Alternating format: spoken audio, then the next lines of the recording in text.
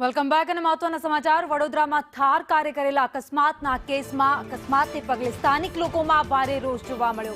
આરોપીને લઈ પંચનામું કરવા જતા ભારે રોષ લોકોમાં જોવા મળ્યો હતો। સ્થાનિકોએ હુરિયો બોલાવી રોષ વ્યક્ત કર્યો। આરોપી ઋષિકાને બહાર કાઢવાનો પ્રયાસ કરવામાં આવી રહ્યો છે।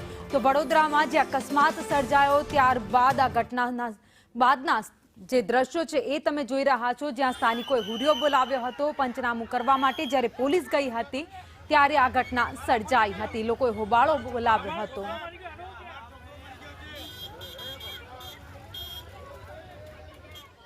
વડોદરાથી આ દ્રશ્યો તમે જોઈ રહ્યા છો, જ્યાં આરોપી ઋષિકા કાર લઈને જઈ રહી હતી। તે દરમિયાન તેણે બાઇક સવારને અડફેટે લીધો અને ઘટના સ્થળે જે 19 વર્ષીય યુવકનું મોત થઈ ગયું હતું। ત્યારબાદ સ્થાનિકોમાં ભારોભાર રોષ જોવા મળી રહ્યો છે।